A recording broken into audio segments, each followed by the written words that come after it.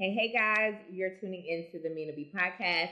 It's your girl, Mina B, and I am back with yet another fun-filled episode. So, where to find me? It's at the Mina B podcast over on IG. You know where we're streaming. We're streaming a lot of little places, but if y'all need a little help with the link, it's anchor.fm, iTunes, Apple Podcasts, Spotify. So, you know where to do. Just hit me up on that link and do your due diligence. Make sure to subscribe if you're watching at home. If you're new, hit that subscribe button on YouTube. And also comment, talk to me. Let me know what you think. Y'all do that anyway in the DM, so y'all can do that on YouTube as well, because I know y'all watching. I see y'all. So yeah, make sure to do that. So I got a fun guest today. I've been trying to get this man back on my show for a little while now, because he'd be busy and stuff. He'd be having things to do or whatever. So y'all go ahead and introduce yourself. That's funny, man. Yeah, Jackson 1616, man. What's poppin'? Creator and host of One Mic Stand, also 1/3 of Sexy Stranger. Shout out to Team Juice. What up? But yeah, man, what's going on? We've obviously, you know what I'm saying, we talked before, we did a show before, and I'm back to kind of ruffle some feathers, you know what I'm saying, give a different perspective, give a male perspective that probably a lot of y'all ain't never heard before, so let's get into it, man. What's going on? Man, nothing much. So if people don't know about your One Mic Stand, Jackson, go ahead, tell the people, how did you come with the idea? How did it start? Where was it derived and all that good stuff? One Mic Stand, it started as like a spinoff, honestly, of Sexy Strangers, a Grown Folks podcast, right? I was trying to figure out ways to promote the Sexy Strangers pod outside of Philadelphia, because that's where I live. That's where I reside. So anytime that I would fly somewhere outside of Philly, I would try to maybe do a meetup, and then that kind of turned into me trying to sit down with, say for instance, I'm from St. Louis originally, so when I would go back home to St. Louis, I would do a meetup, but then I'll be like, yo, let me just call my mom over and we can sit down and talk, and I'll just film it.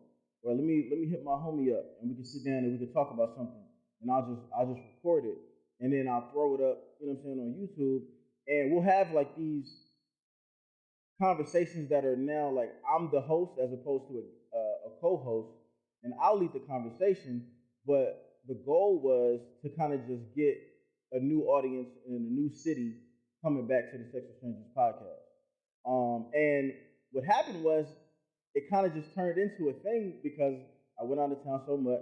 So every time that I would go out of town, I was going out of town less for fun and more to try to network and make connections. So every time I went out of town, I was looking people up on social media, who stays in this city? Who can I talk to? What's their story?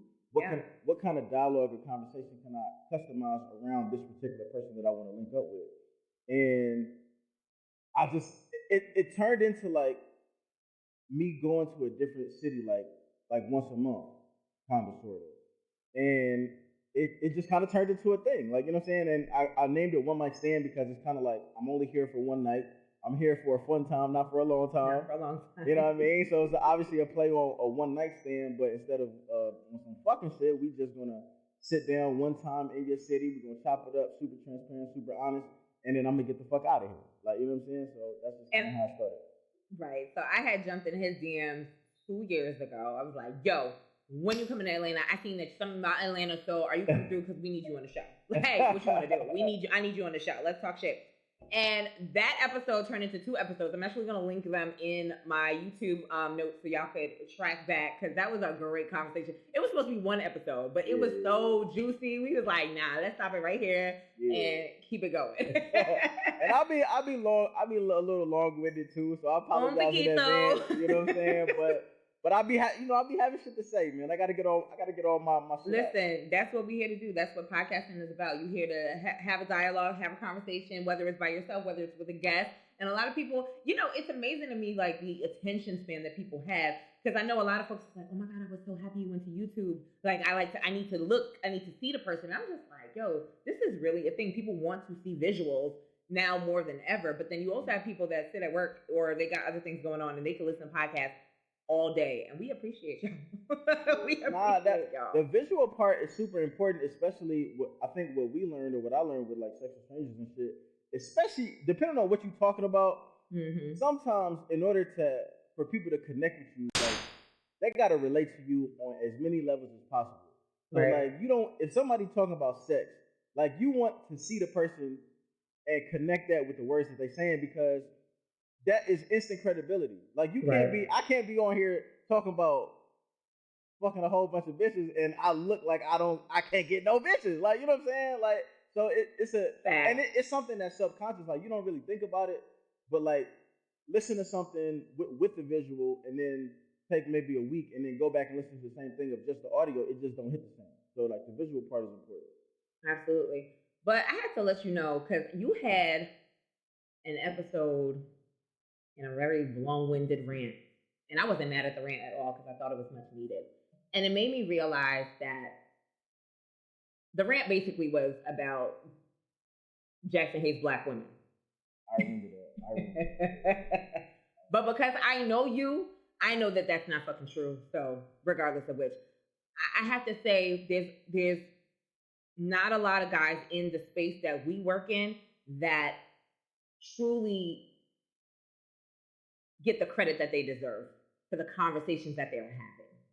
And I have to applaud you for having these conversations because it's some niggas, Kevin Simmons, that's having these conversations, and even though they're valuable, we miss the value because of the delivery, the expectation, just unrealistic expectations. Let's be crystal clear about that. And we miss the substance because it goes out the window. It goes straight out the window. So I appreciate you. Thank you for having those fucking conversations that these niggas and black men don't want to fucking have. Well, I appreciate. I wasn't mad. I wasn't mad at what you said because what you said was right. Period. And you know, I just took. Sometimes I do have to get on and rant about that kind of. That was a rant, my nigga. I was like, well, we big man. Because like I really do like a lot of like probably 80 to 90% of my audience is black women, and this is all what I said in there. Most of my audience is black women. Most of the people who support me are black women. Most of the people who show up for me are black women if I need any kind of help or assistance or networking or whatever, right? And like the way that we've got plenty of people who will applaud, champion, cheer on black women all day. And don't get me wrong, that is a needed part of how you support a certain sector of the black community, right? Everybody needs to be uplifted. Everybody needs to be applauded, championed, motivated, all of that good shit. Right. But I feel like it gets problematic when there's no other side to it. And the other side isn't degrading black women. To me, the other side is just having the conversations so that we can at least usher in accountability into the conversation. If I'm gonna tell you how great you are over here, I also have to follow it up with some of the things that you can work on. Right. You know what I'm saying? And with me, like, it's never one-sided because believe me, like I'm gonna talk my shit and then I'm gonna tell you why I love you at the same time. Right. But I think it looks so. It's not a lot of people within our culture that really do that in a way where it's still respectful. Mm-hmm. You know what I'm saying? Yeah, so like, it always has to go left. It always has to go left. Like, always. Like, even the shit that Kevin does, there's some aspects of it that is truthful. I've said it on the show before, and I'll say it again. There's some parts of it, yes, we don't want to hear that shit, but it is correct. It is valuable. It is the delivery. It is how it's being projected, and it's detrimental to our community because we're just back in the space where no matter what the message is, we're beating each other up. That shit gotta stop. So I appreciated it. But who the fuck said that you didn't like black women? Like that, I want to know, like, was it a comment? Because I was like, that shit right there, like, I think it coincides with all the other stuff that we're seeing on the internet right now with black men, the Derek Jacksons, the this, the that. It's just so, I want to say it's uneven. It's uneven because you have the ones that are gaslighting us, because that's exactly what the Jacksons do, not you, but the Derek Jacksons and the Rob Hill seniors do. And don't get me wrong, I don't want to shit on Rob Hill because I feel like there's no mixy shit about him that I know of, or whatever the case may be, and it's his personal business hasn't hit the airwaves or the Instagram or any of that. So I can't speak for him. And there's probably a plethora of other dudes. Even the dude with the tattoo on his neck and the veneers. Yeah. I don't know. What's that nigga? You feel me?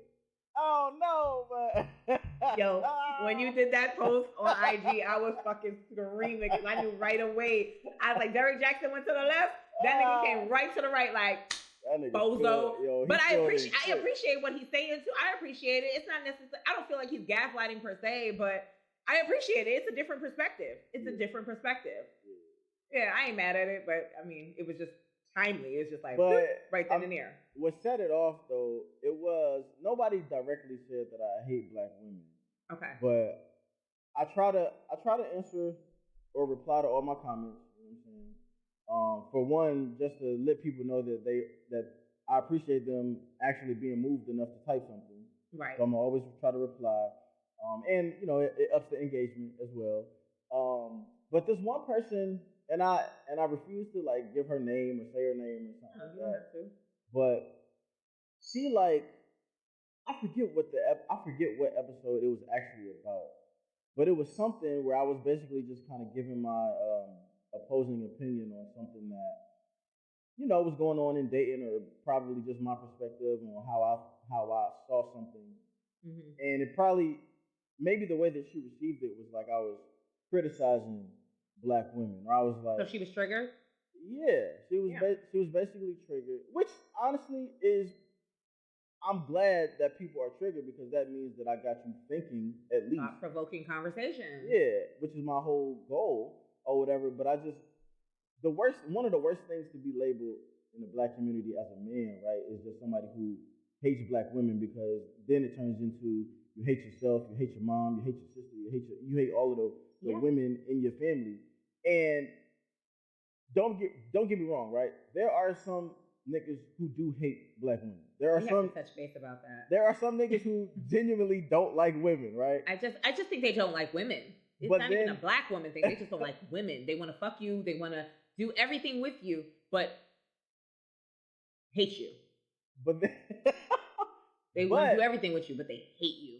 The part that makes me upset, the part that triggers me, is when criticism equals hatred, or constructive criticism. Constructive criticism that doesn't equal hatred. Like, you know what I'm saying? Like, and it's almost like when women critique men constructively, it's referred to as tough love. But like when men try to critique women, it's referred to as hatred.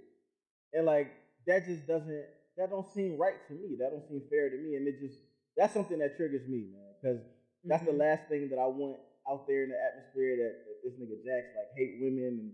And 9 times out of 10, I'm trying to bridge the gap between men and women, because I don't hate us and I don't hate y'all. Like, I'm trying to bring us together. You feel me? But I'm not guilty, but I know I talk a lot of shit about niggas, but at the end of the day, I still champion the black man because that's the only man that there is for me. The fuck? Like, the fuck? I mean, I don't talk that we make fun about the Toms, the Tims, the Asian man and all of that, but I don't want that man. I don't want that man. You know what I'm saying? And I hear it all the time. Date outside your race. You're going to fare better. You're going to be, no. Why can't I be with a man that I have good conversations with? We get along. Our family structures, our dynamics are similar. We come from the same background. Why the fuck can't I have that in my own community? Who has told you, who has recommended that you date outside? Women that have dated or married interracially. What are the reasons that they give? What's the motivating factor of that? I know. I'm sorry. That just made me. I have to be honest. So one of my primary examples. She never told me just to marry a white guy. She never said that. But I do have an example. My cousin is married. She's been married to this man as long as I've been alive. They're a lot older than I am. They're like legit like my parents. That's how old they are. We're the youngest in the family, so they're like my parents. But they've been married as long as I've been alive, and they have a beautiful relationship. I know it hasn't been easy. It hasn't been easy. They live in the South, so damn sure it wasn't easy, but they were just a great example. He's great.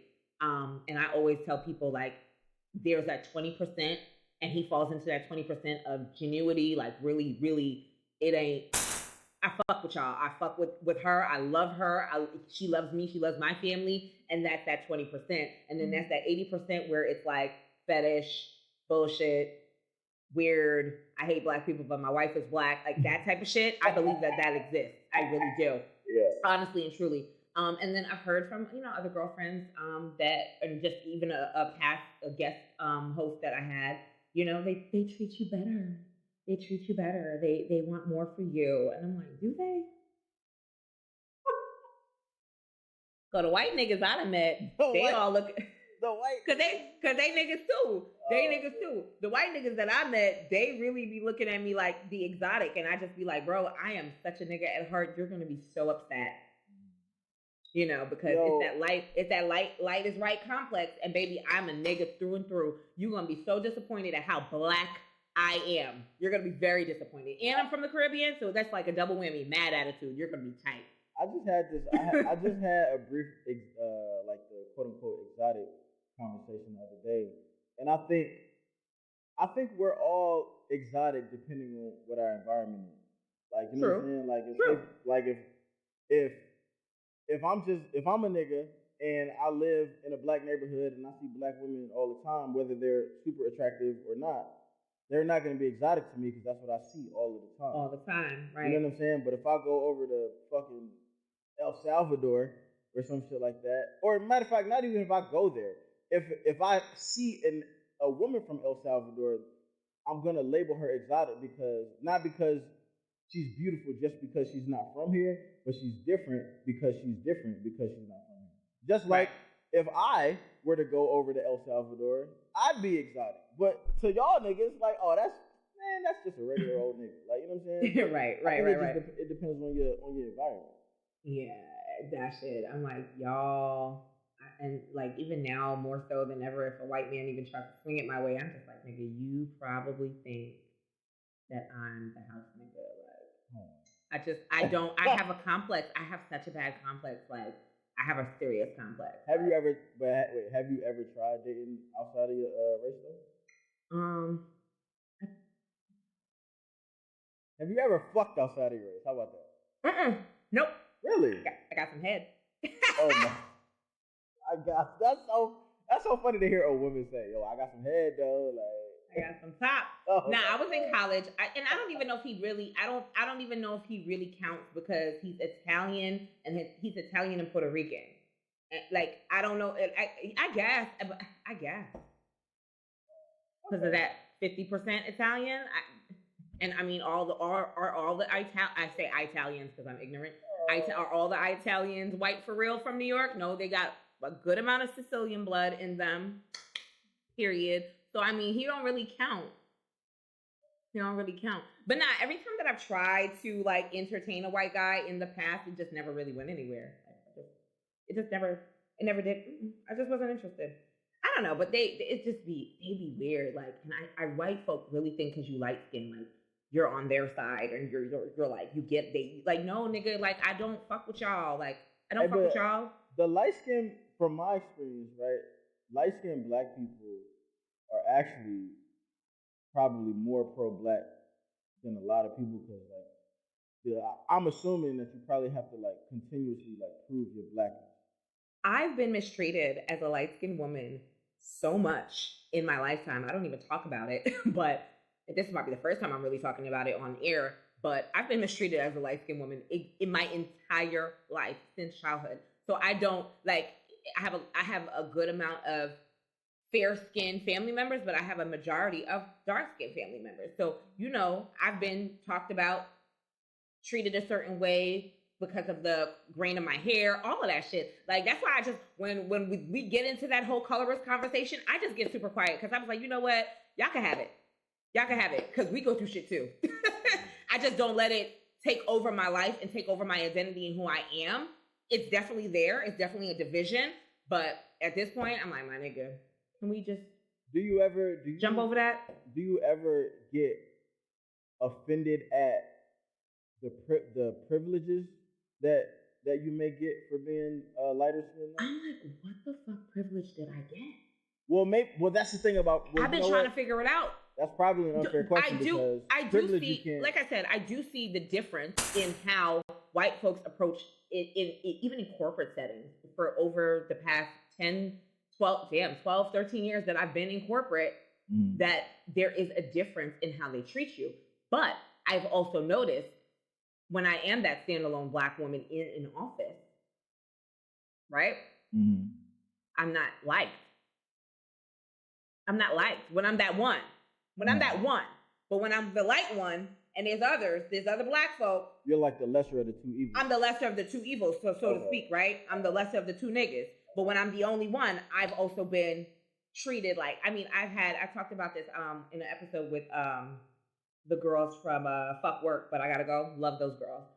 Shout out to them. I've never heard of that. That's a great they are HR. They're top, like, I don't know how they rank on iTunes, but they're like top HR like podcasts. Like they give you a lot of HR tidbits, all of that. So when I got let go from my job last year during COVID, I had them on and we were just talking about all that good stuff. But I had an executive assistant who was my boss when I was an admin. Straight out of college, I worked for an ad agency, and I was the only Black girl in my division. They had some Latinas. There was Black guys, but I was the only Black girl. And because I had aspirations to move up and not be an executive assistant, because there were two presidents. There was a president and a VP. She was the executive assistant for the president, and then the VP needed somebody at some point, and I didn't want the role. I didn't come here to be the help forever. That was my thing. I was like, oh my God, I work for this amazing ad agency. I'm going to take some work from the PR division, but I want to go and work in media buying. Media buying was where the fuck it was at. Oh, geez, I'm going to age myself. That was 2008. That was where the fucking money was. And I was like, yo, they do all the fly shit.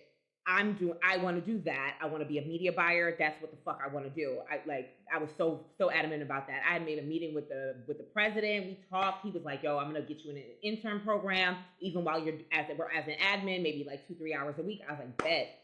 Cock blocked on me. She was, when I tell you she was cock blocking on me like crazy. Like I ended up having to go to HR on her. She hated me. That lady hated my guts. Because, wow, you're a Black woman and you're fucking ambitious. You have a degree. She didn't have no degree. She had no degree. I had a degree and I had ambitions. I was like, yeah, I'm about to get it. She was tight. And we hated each other to the very bitter, fucking end, baby.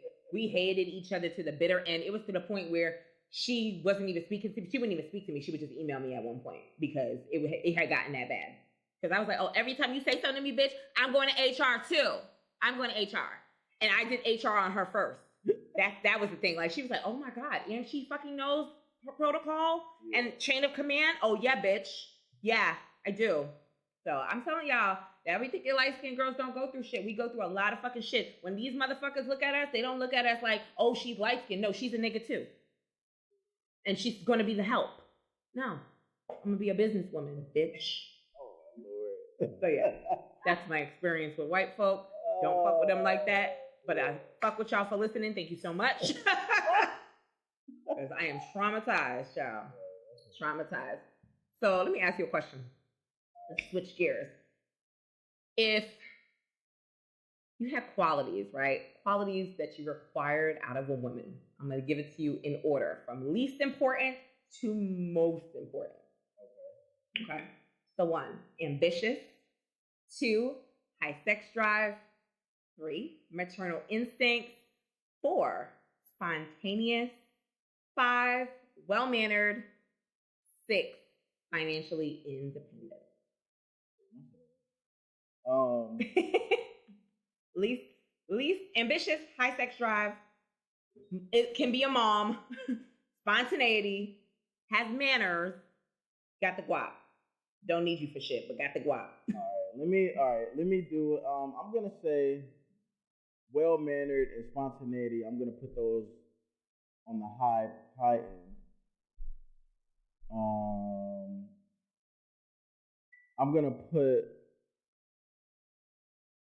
I'm actually gonna put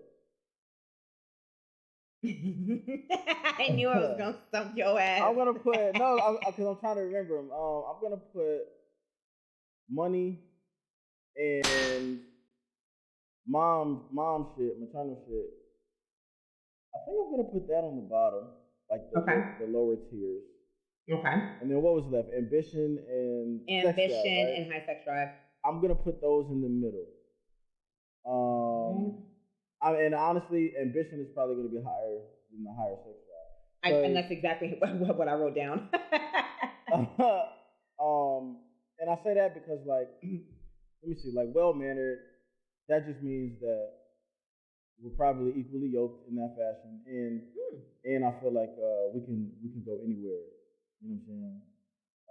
And I think people, especially in this generation, I think we underestimate the power of just being a good person.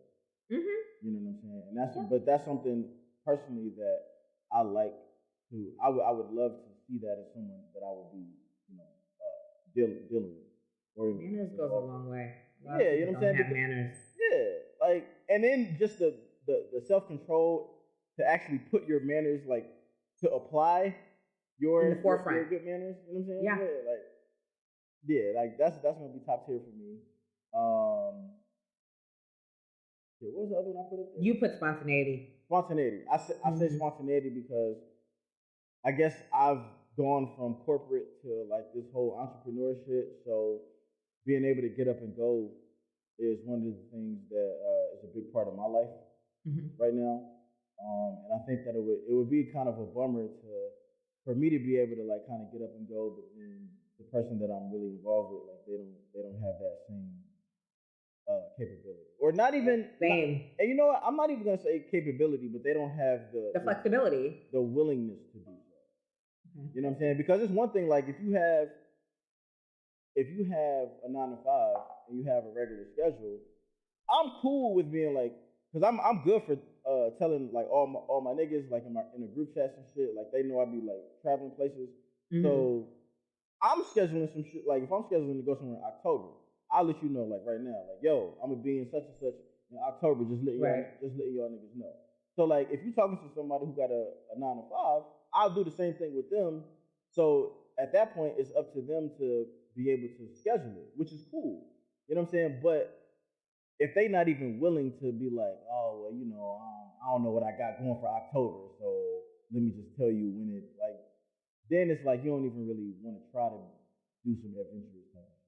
Right. You know what I mean? So that's why that's up there.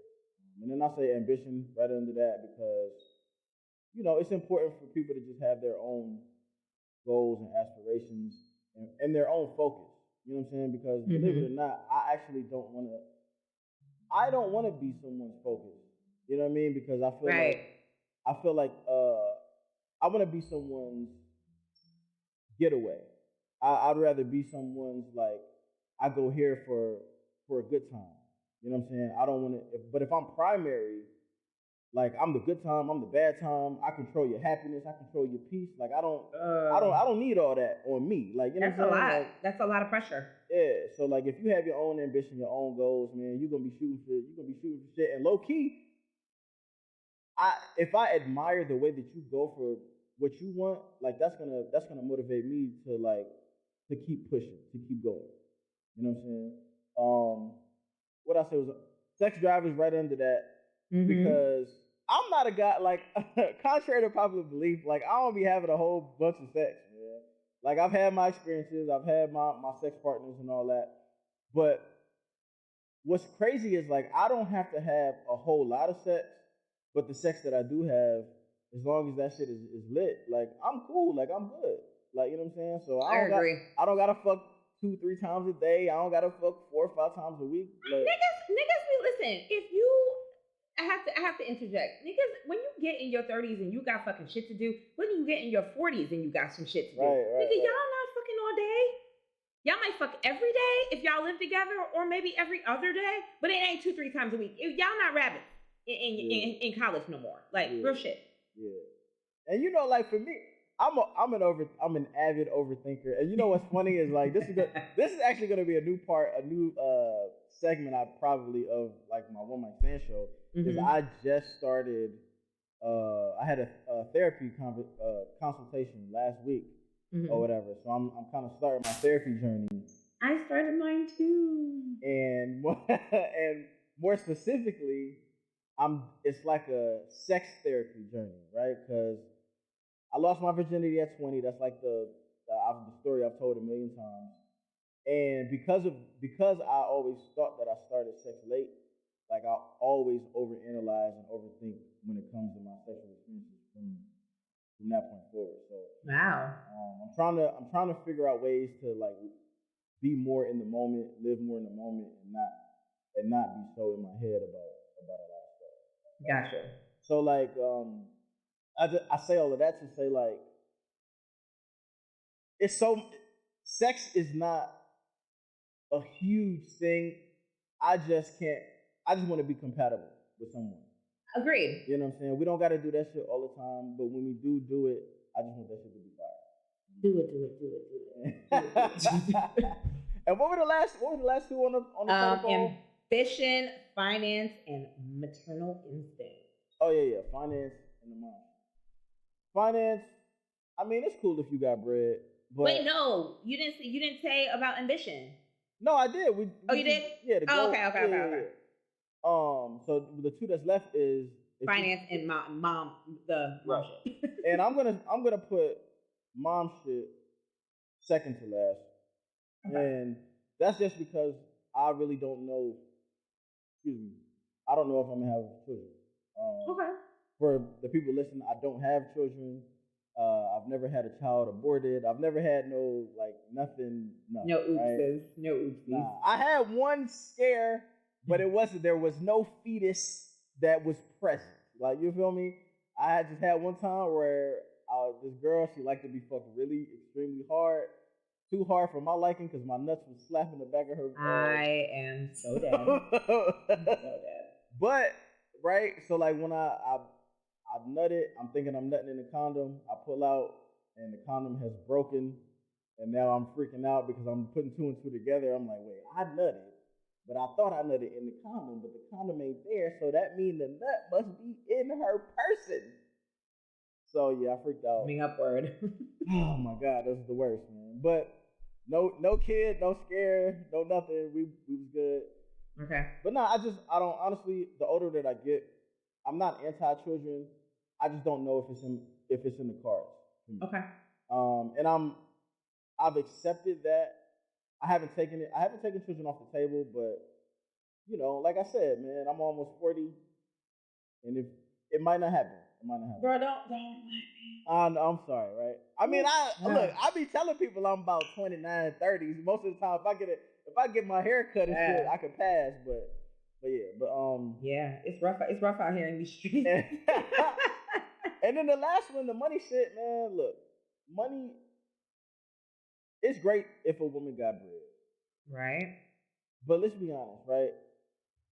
A woman's money doesn't mean much unless her money is being used within your interaction.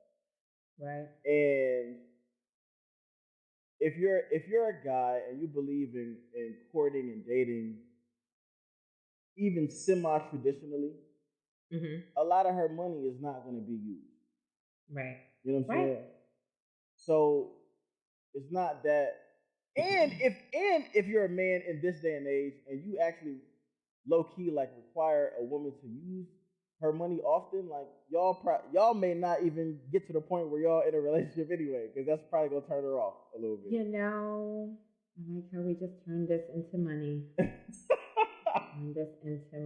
So this is a perfect segue. So you left a comment when we did a great episode with the Girls Over Cocktails podcast. Shout out to Medina and Kiki. And we were talking, I brought some stats, you know, because that's the sex podcast. I got to come with some stats because I talk about dating and relationships. I don't talk about a whole lot of fucking. You know. How you going to talk about dating and not fucking? I mean, I talk about the dating and I always talk about, you know, I talk about sex, but it's not a sex podcast. Like we just, you know, we're talking about, Mina B talks about a little bit of everything with a little razzle dazzle for all the folks. You know, I give something for everybody, but you know, it's just, not a lot of sex going on over here to talk about. So that sounds like a relationship. So I get it. No, it's not a relationship. I don't have a relationship, nigga. This shit, I'm boring as fuck right now. I ain't in a relationship. I'm outside, but I'm like keeping my options open, as I mentioned to my, wonderful subbies and listeners and viewers. So, yeah, it's just nothing going on, and I'm okay with it. It's cool. It's cool. Like, cool. I'm keeping my options open. Ain't a lot to choose from because I'm just like, I'm genuinely unbothered right now. Like, I'm happy as fuck, and I'm enjoying me. Mm-hmm. Okay, so somebody come in the picture and want to give a girl a little happiness. I'm open. It is what it is. But I'm just like, whatever. I'm hanging out with somebody from my past that is just back in the present, and it's cool. It's just like but I'm outside, so it's just whatever happens. Yeah. The summer is still young, baby. The summer is still young. Oh, so. You said something really interesting in the comments because I had brought up the whole conversation about, some millennials not having sex and some men, even in their early 20s, pulling back from having sex because of, not having certain things in order or, living with parents, like just shit like that. And you said basically in so many words that you had pulled back from relationship, sex, all of that. So what and basically said broke niggas don't deserve no pussy. Broke niggas don't deserve no pussy. But I thought that was so funny that you said that because I'm like, well, what the fuck? I'm like, but Jackson, you're not broke. So what the fuck? What's going on? What? How did this come about? Well, all right. So it was a couple things, right? Obviously it was a play on words of the whole Cardi shit, right? The City Girls, the lyric or whatever. And my new shit now is I'm off the market. I'm single, but I'm off the market because I'm just done. Like, you know what I'm saying? And why are you done? So it's because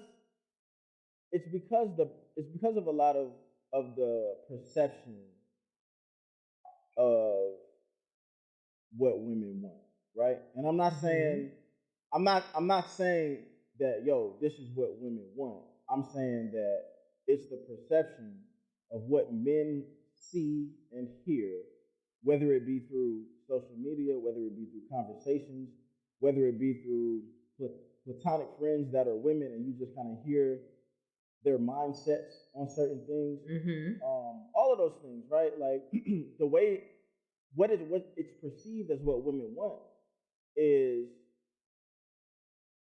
a nigga with resources that 90% of us don't have. You know what I'm saying? And it honestly, it's discouraging. If I'm gonna be completely honest, okay, and completely transparent, right? It's discouraging to know that it seems like the majority of the qualifications are criteria that you don't necessarily meet. Like, you know what I'm saying? So it kind of makes you feel like, well, you know what? Instead of me kind of being on the hamster wheel and trying to impress these ladies with my dynamic personality and my character, right? Because when we hear the dating conversations about what women want, what they require, what they would hope that they would find within a man, mm-hmm. Character and those types of like personality things are usually at the bottom of that list. You know what I'm saying? So when something is at the bottom of the list, the common person would say that, okay, well, the things that are at the bottom really aren't that important. So let me try to work on the things that are at the top of their list so that then I qualify when I go back on the market. You know what I mean? So, and I'm not saying that those things are true to everyone, but the way that it's given to us, the way the information is delivered to us, it makes sucks. It sucks. And I have to say, not to cut you off, it sucks to hear men say that because it kind of made me look at not even myself, because I don't require six figures. I don't have six figures, so I can't require six figures. I mean, hey, that's not how a lot of people's brains work, though. At 30 something, I do, and I say this constantly, and I'll continue to say it. I do very well for myself. I can do a lot for myself at the end of the day, with ease. So my thing is this. I can't sit here and say, oh, I'm not going to date the guy that has the 9 to 5. I'm not going to say I'm not going to date the FedEx driver. I can't say that. Now, what women don't understand, and I'm going to probably get flack for this, is that there's levels to this shit that a lot of y'all don't meet. It sounds terrible when Kevin Samuels says it, but I'm going to fucking say it. There's a lot of us that don't meet the requirements because we're not doing enough for ourselves. We're still depending on people, especially in your 20s. Now, we see in these girls in their 20s that are influencers. They got brand deals. They are YouTubers. They're getting money from Instagram. Put those bitches to the left. That's a calm 10%. And I might be being generous. The rest of the bitches, no shade, no tea, not to call us bitches, but the way we're behaving, it's pissing me off because it's like we're starting some drama and this extra shit. We got to deal with all the other shit in our community with dating each other and having a home and being married and all of that we can't get there. And this is a part of the roadblock of us not getting there because, again, in true Mina B fashion, we're not doing the work on ourselves. And the work is not only therapy. The work is not only spirituality. The work is also, all right, you don't want to work a 9 to 5? What the fuck are you going to do to make that money, sis? I don't give a fuck how you get it. What you going to do to make your money? Because at the end of the day, you have to have something. My ex, I ain't had half of what he had. But that nigga respected me because I went out to get it. And my experience, I can only speak from my experience because of the caliber of woman I am that y'all don't want to hear, but there's a caliber of woman that gets what she wants or gets what she needs without asking or begging or poking and prodding. It's been like that for me since I was 16. But I've always had, not always had, but men that came into my life, they just did. They just did. Now, there's a lot of women that don't necessarily have that je ne sais quoi. I'm sorry, it's not my fault. It's not my fault. But then there's others that beg, there's others that ask, and they get met with it, whatever. It is what it is. But again, it's a caliber or a conversation that a lot of y'all bitches is not trying to have, but y'all talking that yak. Like y'all asking for money, asking for Louboutins. You can't ask for Louboutins and bags from a nigga that is making under 40K. Know your role, sis. Stop listening to this music and being on this IG and thinking that this shit is sweet. It's not fucking sweet. So we're putting ourselves at a disadvantage again with black men that really can be our boyfriends, our husbands, all of that, because we're requiring them to have this outlandish amount of money. This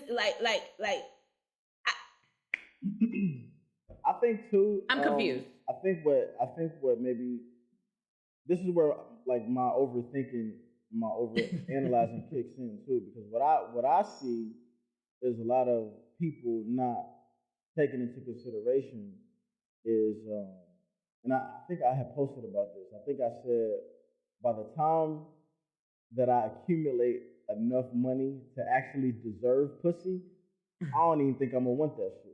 And what I mean by that is like, because men are kind of going in this direction of like, you know what? Let me just not even worry about women altogether. Yeah. Let me just get my shit together. Let me focus on my shit, focus on the bread, focus on career, focus on... Y'all doing shit that we've been doing. Right? So, but once we do that, right? Once niggas actually for real do that, it's going to be two things that's going to happen. The first thing is women are going to realize that now the pool is even less than what it is right now at this moment. Mm-hmm. Right? And not even for the stereotypical reasons that women always give. Oh, niggas is in jail, niggas is gay, niggas is broke, not even, niggas is out, right? Yeah. Niggas just don't want nothing to do with that. Like, you know what I'm saying? So that's going to be yet another thing reality that women got to add to the list. Like, damn, like, it's good niggas out here, but they don't want nothing to do with us because of what the pulse of the mindsets are in dating, right? So Yeah. that's the first thing. The second thing that I foresee happening is, let's say if it's a guy who's 25 and he's decided, you know what, I'm gonna take myself off the market and I'm gonna just focus on what it is that I need to do. So from his time from 25 to, let's say, 25 to 32, if he actually achieves all of his goals, he gets to the bag, he gets to the dream job or dream career or the entrepreneurship or the stock market, like whatever he does to position himself to be that coveted 10, 15, 20% of men. When he gets to 32, he don't want to just have just one woman now. No. You know what I'm saying? Because when he did want to just have that one super dope woman, he felt like he didn't meet y'all criteria. Yeah, so he said, inadequate. So he said, all right, fuck the one woman shit. I'm gonna elevate myself to a position where I can get all of the bitches.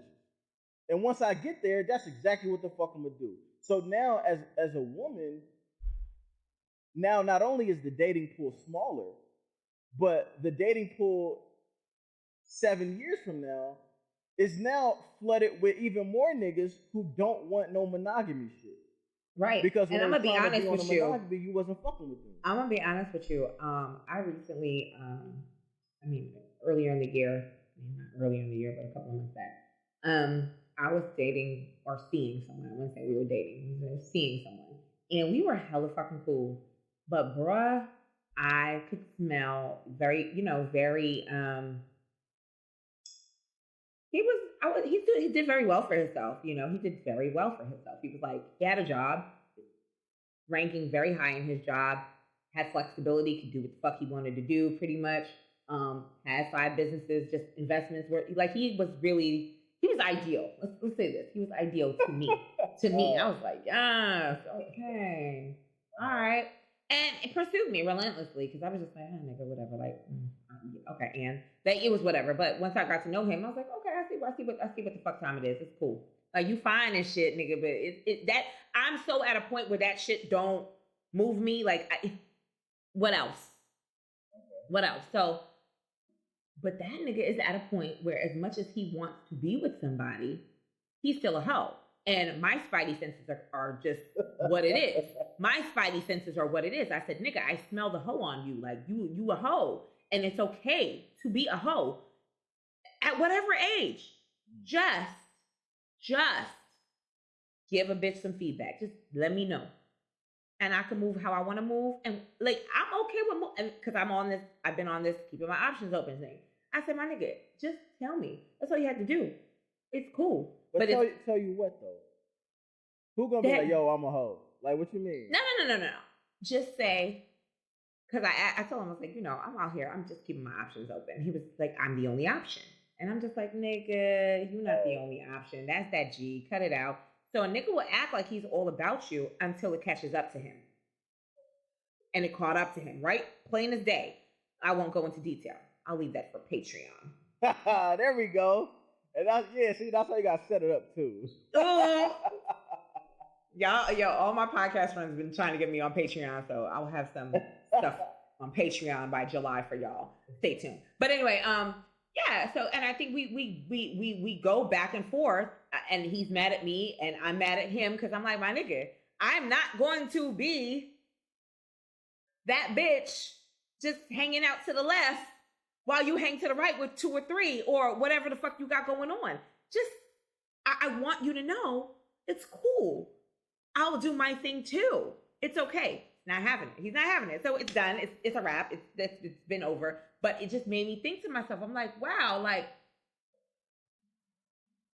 you probably was that guy that you just described. You got there, you did what you had to do. You probably had a couple of babies on the way because that's what niggas do when they fucking. And you at a point now where, and you're in the city of Atlanta, so you could really go out and do what the fuck you want to do. Because these bitches don't have no fucking standards out here. Okay? So you want the good girl that's doing what the fuck she need to do. Don't need you for shit. but you also, and you want to keep her on ice and cock block on her. Don't cock block on her, nigga. What? Like, if we had that conversation, it would have just been cool. We would have been straight. I feel like we'd have been straight right now. All right, so like from a woman's perspective, when you bring that conversation up, right? Like, say you and I are having a conversation where basically you're like, yo, like, I feel like you got a bunch of hoes. Just let me know if that's what you want, so I could, act accordingly or whatever, right? So let's say that I actually be like, you know what, I do got a bunch of hoes, but I like you, so I'd still like to talk to you as we've been talking. And then you say, well, that's cool, I like you too, but you know what? Let me allow me to keep my options open and allow me to have some hoes as well. And then we'll just come to the agreement that we both got hoes, but we both like each other at the same time, right? I think that would make a world of a fucking difference. But my question is, after y'all are actually on the same page, like communication wise, verbally, how do you actually move as a woman after that? Do you still treat him the way that y'all have been treating one another? Do you still like him the same amount? Or do you actually go out and get hoes? Or do you just know that you're able to get hoes? Or do you actually act upon them? The thing about it is, I had canceled someone. He was a little crazy. I ain't gonna hold you. He was crazy. Nigga, a fucking nut job. Oh, Lord. I canceled a hoe for this hoe. Because of because he presented differently. And I say this to men all the time. You cannot present, that's manipulation, that's narcissism. You cannot present like you're all about a bitch just so that you can keep her under your thumb, when that's not what you really want. That is misleading. Niggas is grown. And I think what happens is when niggas realize how real I am, it be like, oh shit, damn. You could have just said what you need to fucking say. When I said that shit on date number 2, when I said that shit about we was drunk as fuck, nigga, I just want to keep my options open. Like, I ain't even about to be nobody's girlfriend right now. I ain't got time for that. You was in your masculinity. You was in your ego about the shit. Instead of just letting it ride. It's so early in the game. Why you trying to lock me down, my nigga? Why? For what? For who? Come on. And at the time, lucky for him, that nigga was crazy, so it didn't matter to me. I was like, fuck that nigga. Who cares? Who cares? I didn't have a roster. So yes, could I tell him I want to keep my options open if we had that conversation and it'd be cool? And I have the option to do what the fuck I want to do? Absolutely. Would I do it? It just depends on what comes my way. I'm single. I'm single. I network. I'm a bartender. Like, I meet motherfuckers every fucking day. Like, there's a lot of different elements in my world. So I meet people all the time. All the time. But would you like him less though? No, I don't think I would have liked him less. I don't like him. As early as it was in the game, I would have respected him more for it. You going hard, and that's not really what you about. But respecting somebody and liking those two totally different things, though. Because like you could. I would have still liked him, right? Okay. I would have still liked him if we had that conversation. But because we didn't have that conversation, my respect for him is lower. Because there's been a couple of shenanigans since then that didn't even need to happen. Patreon. There's been a couple of shenanigans that made me, I'm going to be honest with you, to the point where the nigga tried to make it seem like I was being emotional because I brought it up. Come on now. You playing with me. But when he see me out, he want to be on my back. He see me outside. Hey, what's going on? Oh, you want drinks? Oh, round of drink shots. Da, da, da, da. Oh, you good? You need anything? Oh, you want some food? How you getting home? You drove? Nigga, come on, stop it. And then text messages, I miss you. It's just a lot of shit. The day I seen him with a chick, I was cool about it. But you know what I did? I think it was a day or two later, I got that DM. And I said, yeah, we can hang out. We sure fucking can. Yes, the fuck we can. Yes, the fuck we can. Again, I'm keeping my options open. Why the fuck not? That's a conversation that should have been had. Conversation that should have been had. That's the thing. And I think niggas know when you turned off, and they know that you're not really out here. They know how to play with you, or try to play with you. And I think that's what happened to me. Like, he knew. He was like, oh, nah, she good. All she do is work. She be at home. Every time I take that bitch, she at home. Hey, you know what's crazy? I think niggas ain't shit, bruh. And that be the thing. Like, my nigga, just say what you gotta say, because now it's warm. The DMs is rolling in, and I was like, you know what? I used to talk to this dude, and I used to have fun with him. And you know what? I don't know what happened. That was so long ago, but I'm gonna fucking consider him again because I can. I think that might be how women look at me. Like, that nigga always working. Every time somebody hit me up, yo, what you doing? Editing.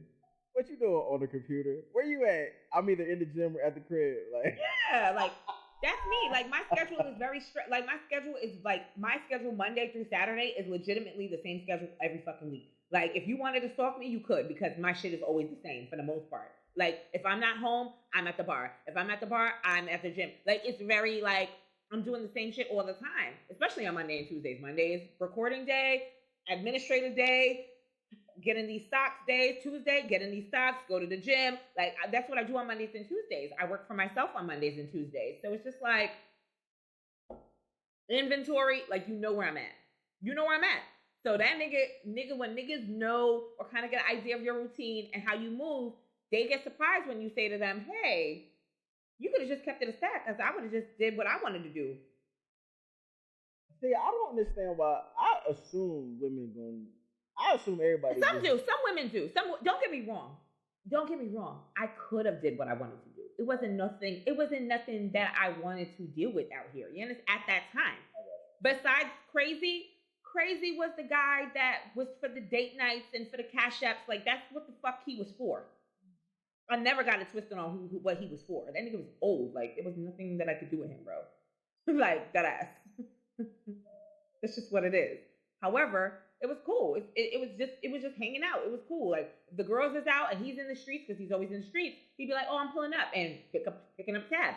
Cool. This is why I'm off the market. No. But I'm single. That'd be a different story if I had a boyfriend and I was doing that dumb shit. You understand what I'm saying? Okay. And even still, once I know he started acting weird and being like, hey, where are you? And being weird and possessive and like texting me crazy hours a night, I was like, nah, okay, this new nigga in the picture, and he cool and shit. Let me just cut that off. So that's my reasoning. I'm single. You know? But I a lot of women, though, when we do meet that narcissist, we'll be like, oh, he's all about me, so I'm kind of on my hose. The door is closed to option. And we have, like, for us, we got to stop doing that shit, too. We have to. We got to stop doing that shit. So I think conversations overall, just to wrap up on that, conversations need to be had.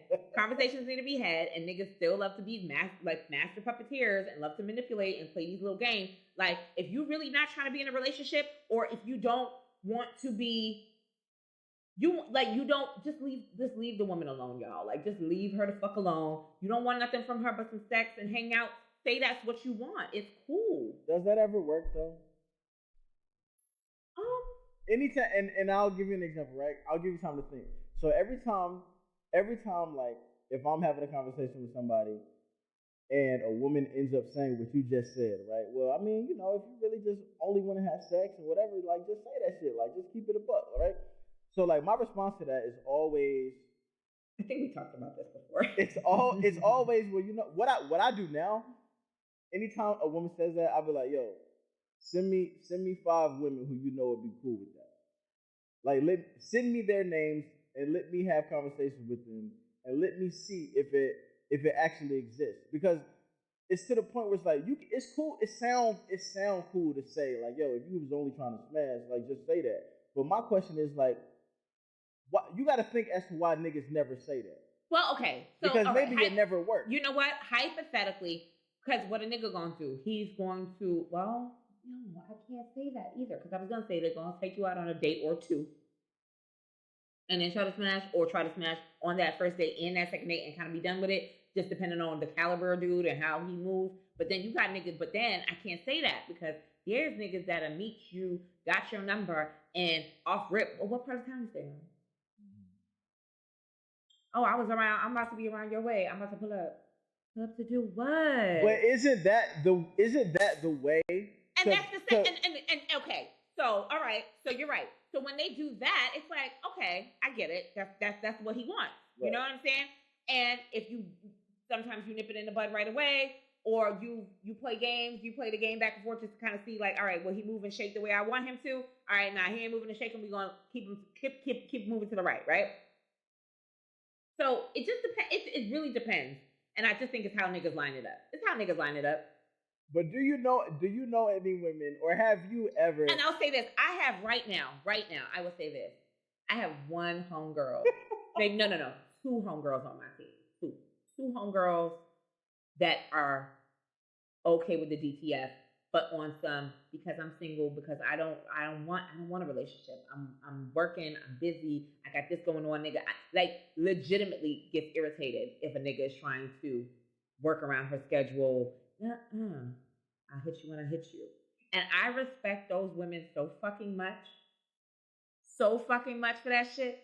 Niggas cannot handle that type of shit on like especially if they like you. OMG. Like one of my homegirls, she great job, great work ethic. Like she is great. Fuck a job, career. She's doing her thug thizzle, and niggas is always trying to clank. And as soon as she be like, I'm single. Chill out, bruh. Like and I love her for that shit, my nigga. Like I love her for that shit. She be like, I'm good, baby. I'm all right. I don't need all of that. And I respect it. And it's not on no whole shit. It's, I choose to fuck with you because I want to fuck with you. You're cool. But let's just leave it right here. Let's mute it down and leave it right here. Stop trying to do too much. We right here. I fucking love that shit. I don't know if, I mean, I can't speak for the niggas that you fuck with, but I don't know, this is from my perspective. I don't know if niggas hate that. I don't know if niggas are accustomed to even seeing a woman move like that. Nah, they because like that, but it's not even a like it, but it's just like it looks weird when a woman vibes well with you, but that woman doesn't want to elevate the relationship with and it's historically that way because we are set up as women to be emotional, to want the companionship, to want the lovey-dovey shit. Yeah. But a lot of us, I have to say me included, I'm very fucking funny about who I lay in the bed with. And it ain't even about no sex, nigga. I'm talking about like sleeping over. Okay? I've been the bitch to send you home when I'm done with you. I've done that. Even with a nigga that I had a crazy good connection with, but we just never like, he just did a lot of stupid shit a couple of years ago. And I was like, nigga, you care? Oh, you want to come fuck? It was about that time. I hadn't had none in a while. I was like, it's not a new body. So, all right, fine. But send him home, bruh. Because your energy is on some other shit that I don't want to deal with. So I gotta, when I tell you I gotta really fuck with you to let you spend the night in your spend the night bag, baby, I gotta love you, like in the back of my mind, not. It's a big deal for me. I don't, because energy is everything. And I feel like niggas got their demons. I got my demons too. But this is a very, very cleared, very, very saged, very, very spiritual space. And if I let you sleep in this bed, I fuck with you. I fucks with you. I don't let nobody sleep over here. So wait, so where do y'all? Is it the sleeping or is it the physically being in the bed? Because like, where do y'all fuck if you don't want the nigga to touch your bed? No, I'm saying no. We fucking in the bed, but if you sleep over, that's a big deal to me because I don't even like having company. Like my girls come over here, but niggas, I'm funny about that shit. I'm funny about it. I mean, I don't know. Over the past couple of years, I've just been like, nah, you good. So you always go over their crib? Yeah, I'll go to the crib. Your energy weird, I go to your crib. That the nigga that with the hose, I always went to his crib. The nigga with the hose. Always been serious. That nigga probably been over here one time. One time. Yo, let me ask, do you like do you prefer new dick or old dick? Oh, because so me and my girlfriends was having this conversation, right? We was having this conversation, and I actually am okay with old dick. Oh my God, what's wrong with y'all, man? I'm okay with old dick. Like I like old dick. Like okay. So when I was going through my drama, damn, I should really leave this for Patreon. But when I was going through my drama with dude, you know, that was clearly a new dick, and I'm traumatized. I'm traumatized. Like I'm not even horny. Like I don't even want to have sex right now. Like I really don't. Like nah. So when I was going through this drama, we hadn't talked for a while, and I was cool with it. It was whatever. I'm gonna say this is like April. So a dude that I used to fuck with a couple of years ago, about 2 years ago, we're cool. We still talk and stuff like that. Like we get along. It's just he's immature. He's just immature as fuck, and it just be. I know there ain't no future with this nigga, so it just be like, leave me alone. He's a nice guy. He means utterly well, but he's just mentally here. We just not here. I know I'm very advanced for him, and I just be like, I can't deal with you. You just said you're not even looking for that. No, I'm not looking for that. So of course I wouldn't want that from him. But the nigga tried to swing it to me on some. I've been, you know, I want to fuck da da da da. So I was like, he didn't say it like that, but I was just like, okay, sure. So I let him come. I can let him come to the house, and then, you know, send him packing, send him on his way. Oh my God. You know what I'm saying? Like it wasn't a new body. It was just like, all right. So why don't you like? All right. So I was telling the girls from Cocktails, I'm traumatized by new guys because new guys come with a whole bunch of baggage and a whole bunch of shit. It's just like any nigga I used to fuck with it's not a lot of niggas that I like don't talk to or not cordial with. Mm-hmm. So, you know, I'm personable. Like I don't have beef with nobody. There's only 2 niggas right now that's blocked in my fucking phone. Blocked. 2 niggas. Like, period. I'm a do not disturb girl. I don't block you. And my spiritual advisor was like, you need to close portals. You need to stop doing that shit. You need to block people. But I'm like, nah, I'm not into that. Like, it's unnecessary to me. It's unnecessary. So there's only 2 motherfuckers because they violated that boundaries was crossed. I'm like, nah, you're wild. I don't ever want to talk to you in life. You're dead. But I don't block people. So at the end of the day, it just be like, with new niggas, they just really be on some other shit. Like, you gotta acclimate yourself to them, and that should take time. And yeah, I'm a little traumatized. That's so crazy because like I'm a little traumatized. That's another big difference between men and women because I was having a conversation with one of my female homies, and she was basically saying like she's been I think celibate or abstinent for a little over a year or whatever, mm-hmm. right? That's to be applauded all in itself. It has to, like, oh my God, I've only done that once and I think I only made it 6 months. Like, I'm fucking pathetic. And she was telling me, like, you know what I'm saying, like, every now and then, you know what I mean, she get the urge to like wanna break her abstinence or whatever. Right. And then she was like, but you know, I don't wanna get no new dick. Like I'd rather just go back to some old bodies and shit. No, dead ass. And I'm like, but why? Like, from a man's mind, like, I can't fathom why you would prefer old pussy to new pussy because it's like, I was like, yo, but when you fuck with a new chick, like, you get to see a whole new body, you get to see new titties, you get to see new ass, you get to get new head. Like, she might have like techniques that you ain't never felt before. And then honestly, like, say for instance, like if your spot, full disclosure, right? Like, all right, one of my spots is my nipples, right? That's my shit. You like your titties like nigga. So, but what I'm saying is, right, like, you can have the same spot, but if you got 10 women, they all going do nipple play different. Like, you know right. what I'm saying? So it's like, and like I said, I got one dick, but 10 women is gonna suck my that. They're gonna one do dick it different. They're gonna do it different. Yeah. So it's like, damn, like, so as a man, like I can't imagine like how would you pick an old experience over a new experience if you know what I'm saying, if that's what you Let me want. tell you something. But I feel like sometimes old experiences, it's just like you're in the intimacy, like there's a level of intimacy there that you have to build with someone new. But you already created it with the old person, so you could create it with the new person. But that's gonna take time. That's gonna take time. Whereas I can go and scroll back and it's already there, baby. Like we already like, it's all there. It's like it's out the package. Oh, it's all there. Okay, cool. You know what I'm saying? Like I ain't gotta learn.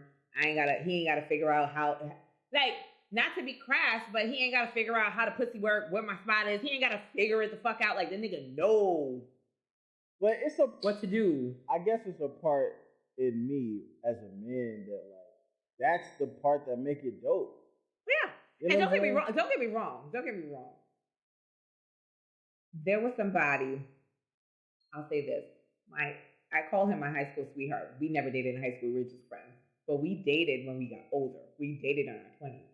And the first time me and him had sex, I was always trying to chase that feeling again. I was just like, God damn.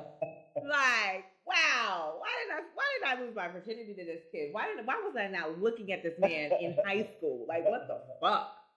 Like, that shit right there? Yeah. He could call me anytime. Oh God, and I hope he does listen to the show. But at the end of the day, like it just was. I'm like, when we did have sex as adults, I was like, I was chasing that feeling every fucking time we had sex. I was like, wow. So yes, the new sex when it's new with someone that you haven't experienced with, it's amazing. That's just dope. Like it's like, oh wow, okay. But then you have to learn those intricate things, and then on top of that, you have to. For me, at this point, I have to build up to get there because I just was like. Like nigga, you got mad hoes. Like I just feel like this is not even a great experience for you, and I am top tier pussy, so I feel away. Wait. How can you no, say so that? Just thinking back on the situation, I'm like, damn, like was my shit even a top tier experience? Because this nigga get busy. I know I know for a fact he outside, like outside. So now I feel like, oh, my little mini tier sex wasn't anything. Like, but wait though. But you know what though? That play on my insecurity. Like, damn, bitch. Like, your pussy ain't shit. No, just cause a nigga fuck a lot of hoes don't mean that all of them hoes got fired. Like, you know what I'm saying? And let me say this. I don't want to say y'all. I don't want to say he got 10 hoes. I don't think like that. But I honestly feel like there's like 2 or 3 on the roster. Not even a lot. 2 or 3. I'm thinking you talk about like okay, and not including me. So that would be 4. When you say that's a lot. When you say for his age at 40 something, that's a lot. I am so sorry, listen, sir. When I'm like ass. This is when niggas trick ass hoe ass nigga. Oh my God. When niggas describe other niggas' whole getting abilities, right? So if I'm trying to describe my homie to you, and you be like, and I be like, yo, nah, that nigga get hoes, and you be like, he get hoes, and I'm like, that nigga get hoes. Like that's not no 2 or 3. So you feel like 6 and up is a lot. If a nigga get but hear me out. I'm assuming it could be more than that. I don't know. I'm assuming because I done seen like 2. So I'm assuming it could be a fucking revolving door. One like, who knows? You can't put nothing past niggas. You know that. I mean that's also true. I don't know. I think 2 and 3 is kind of regular. Like, you know what I'm saying? Yeah. I guess. Because most women probably got 2 or 3 niggas.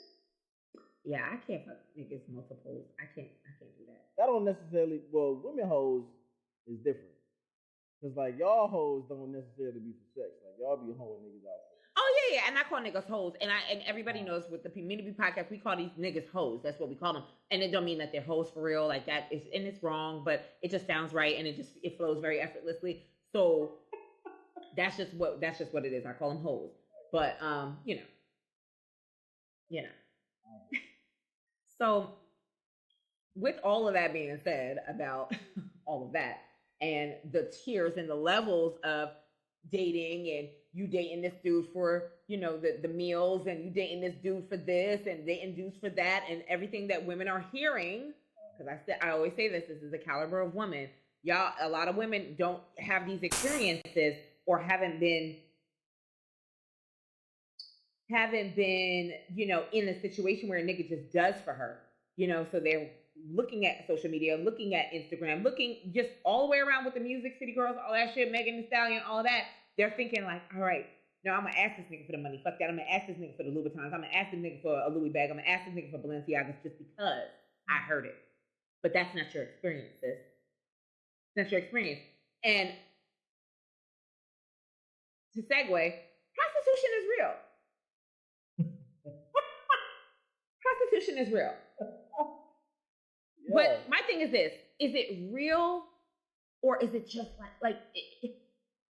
is it real, or is it just life? Like, is it like is it just life? Like, I just feel like even our mom, not my mama, but I think even our mamas done did something with their husband, with their fiance, with whoever in life. Not my mama though, because she listens. Not you, Mom. Not you, Mom. Not you, because you're a saint, sis. That's funny. Fucks with my mom. But, like, I feel like even our moms and aunties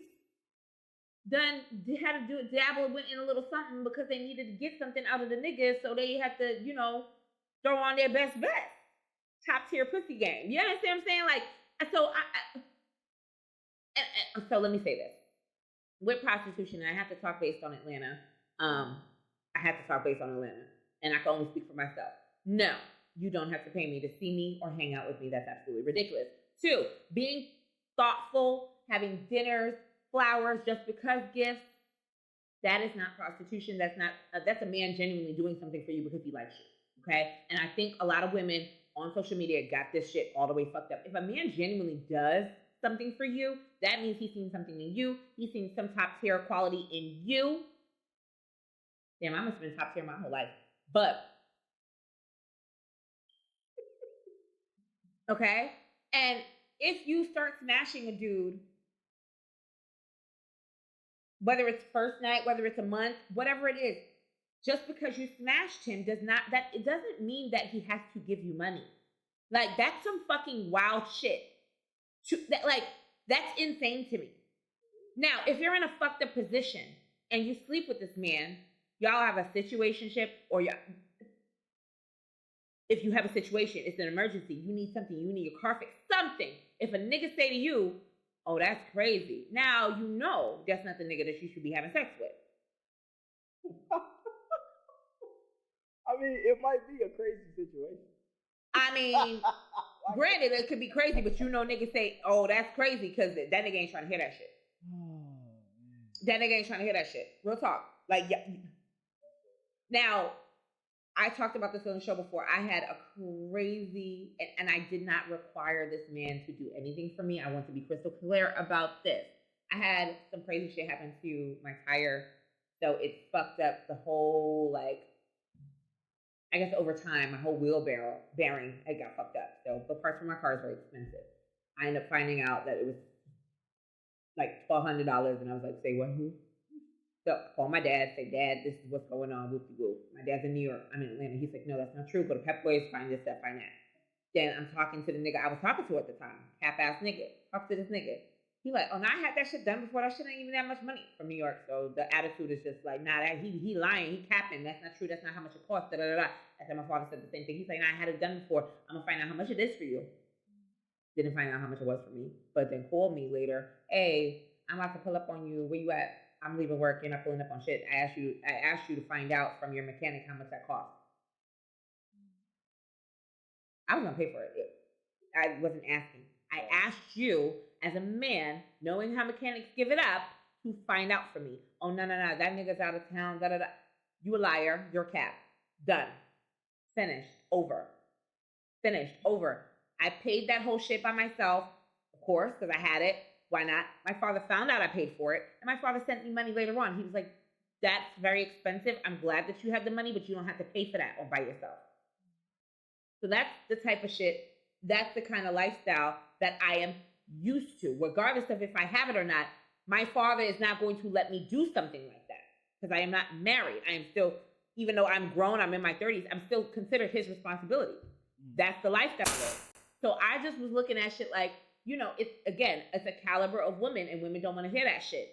So if you gotta ask, or you gotta ask for shit or whatever, make sure you can ask the nigga that you sleep with for shit for real. Like if you are in a fucking pinch, a pickle, and you cannot ask the man that you're laying down with to fucking save your black ass for just you could be the most independent in the world, and you can't ask him, then what you fucking him for? You know what's interesting. Like I don't disagree with anything that you're saying. Mm-hmm. But like the way that we view sex now is transaction. It's interesting though, because like if we're having sex and nothing is wrong in our personal life, mm-hmm. then sex is not very. It's pretty insignificant, right? You know what I'm saying? Like in terms of, oh well, you know, like I fucked her, or if you're a woman, like yeah, you know, what I'm saying, we fucked or whatever. It was nothing crazy, but we just had sex here and there. But mm-hmm. then if something goes on in your personal life where you need assistance, now your sex is worth so much more, because now you feel like you have the right to ask this person to, you know, help you out with whatever, solely based on the fact that you're having sex with them. But my pussy's personal, and I let you use it. Well, we might not be talking. I'm not necessarily talking about you know what I mean? Specifically, but no. But you know what I'm saying. I get what you're saying, but my other question to that would be just to keep it fair. Do men have that same liberty? So where if I'm in a situation where I need some help, because I'm fucking you, does that give me the right to automatically reach out to you? Well, and if you don't help me, I've been there before. Okay. I can honestly say that I've been there before, and I was dealing with somebody who I found out didn't really have his shit together, and lights was about to be cut out. So even though he said he just had forgot, and you know, the extension, whoop-de-whoop, I was like, I'm not going to let you sleep in the dark.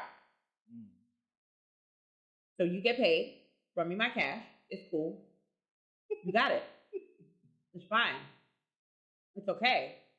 And that's maybe me being a human. Like at the end of the day, I'm being human about the shit. And I think a lot of us fail to realize we take the human aspect out of it, and we're like, oh, well, bitch, what you asking me that shit for? Like, oh shit, wait, together. Wait. Okay, wait. This totally slipped my mind. If I'm giving a woman money, right? If a woman is, take your car situation, mm-hmm. you needed $1,200. Am I giving you $1,200, or are you borrowing $1,200? And do you have an attitude if I ask for my $1,200 to be repaid? I think if y'all are just fucking, right? Uh-huh. There's no relationship. Okay. There's no commitment. Okay. I think that's a borrow, and I think that is fair. Okay. I think that's fair. I wonder what women think of. I wonder what. No. You know, bitches was like, nah, he couldn't run me that. He broke. No, bitch, you're broke because your car broke down and you couldn't pay for it. You on the side of the road. I'm good. My car has now, mind you, I did get G'd at the one place, and it was $1,200. But when I went to Pep Boys, it was $9. Okay, but that's still substantial. Okay, like fuck are you talking about? Like after taxes, it was $9. I was like, all right, cool. That's still you know, a substantial amount of money. And I didn't want money from him. I just wanted a good mechanic that wasn't going to G me. Right. And I legitimately had to be like, let me get my father on the phone. So, Daddy, what they said, what is it that I need? I wanted them to know a man was on the phone with me so I wouldn't get G'd. Right. But you want to come to my house, and you couldn't even did that for me. I ain't need the money. There's other bitches that do need the money. But again, if you're in a relationship, that's a different story. Especially, bruh, if you got it, give it to your girl. One thing, she shouldn't have to deal with this no car shit or whatever. Yes, our car is our responsibility. Yes, we have to get from point A to point B. What if I wasn't around? Whoop-de-whoop. But you are around. You are around. That's still the same car that I got to drive to go fuck you, right? To go spend time with you, right? This is what I'm But that's just, but that again, that's if we're in a relationship, we're in a committed relationship. That's different, and that's the thing. It's a lot of niggas that's talking about alpha male and provider this, provider that, but y'all don't know provision. Provision is it's really just having her back. It don't even got nothing to do with the money. Like, if she has you in her life, why does she have to go through that moment alone? Why should she go through that alone? And there's a lot of niggas that want to beat their chest about being men, but they're not doing those little intricate things. So it's just like you gotta balance out what you value. And you're mad because she want to keep her options open and want to fuck somebody else. Like, you can't get mad. You can't get mad.